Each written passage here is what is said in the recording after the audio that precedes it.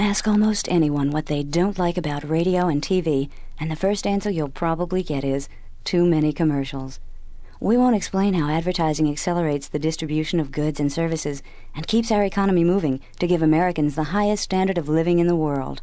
We'll just say that maybe some people have forgotten that if it weren't for commercials, there'd be no free broadcasting. Broadcasting stations in the United States have only one source of income to pay salaries and operating expenses, just like any other business, the sale of advertising. And why do we tell you all this? Because some people would like to change our broadcast system so drastically that it could no longer operate as a free enterprise. And if that day ever comes, we'll all lose a lot.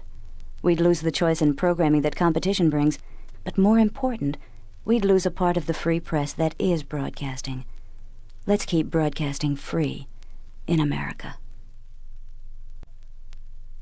Wir wollen, dass dieses Volk ein friedlieben und aber auch tapfer ist. Und ihr müsst friedfertig sein. That was the voice of Adolf Hitler. When Hitler became Chancellor of Germany, he also became the boss of every German radio station, because every station was owned and operated by the government.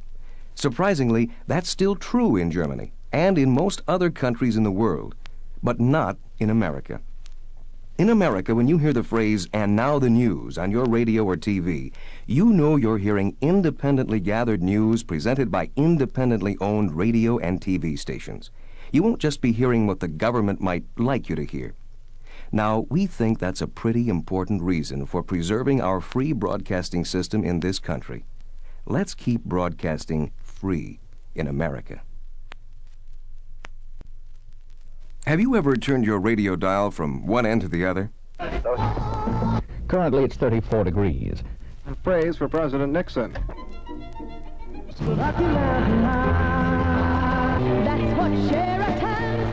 You know what all those sounds are? Those are the sounds of competition. There are all kinds of different stations trying to get your attention, and that means you have freedom of choice. That's unusual. In most places in this world, if you'd turn that radio dial from top to bottom, you'd only pick up one station, and that would be owned and operated by the government. In America, there are nearly 7,000 radio stations, independently owned and independently operated. That means greater freedom of choice for you than any place in the world. We think it's important that you have freedom of choice, the freedom to turn that dial and hear many different voices. Let's keep radio free in America. Broadcast advertising buys you the best seats in the house for just a nickel a day. Broadcasting buys your seats for pro football games, symphonies, baseball games, rock concerts, the World Series, the Metropolitan Opera, and the Olympics. In an average week, you can attend events on radio and television that would cost more than $100 if you had to buy your own seats. In the course of a year, that's almost $6,000 worth of tickets for you alone. And some things you can't buy tickets for at any price. A trip to the moon, the inauguration of a president, the Democratic and Republican conventions.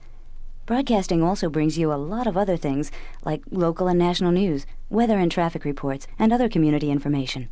Yes, the total amount of money spent for broadcast advertising in a year comes to about 5 cents per person per day. They say a nickel doesn't buy much anymore, but it seems like such a small price to pay for the best seats in the house. Free enterprise. Let's say you have a shoe factory and a shoe store and a radio station. The people at the shoe factory make shoes that they sell to the shoe store. Now the people at the shoe store want to sell a lot of shoes, so they go to the radio station with commercials, because everyone listens to the radio, and it doesn't matter if they listen to news or music. Now the shoe store pays the radio station to put their commercials on, so the people at the radio station can make a living. Now the radio commercials make a lot of people come into the shoe store and buy a lot of shoes, so the people at the shoe store make a living too. So what happens is the people at the shoe factory, the shoe store, and the radio station, they all make a living. And because more people are buying shoes, it costs less money for shoes. So everyone has shoes and everyone listens to the radio.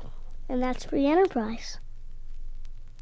Do you know what really impresses visitors from foreign countries? Supermarkets, with their huge variety and choice, the widest choice in the world.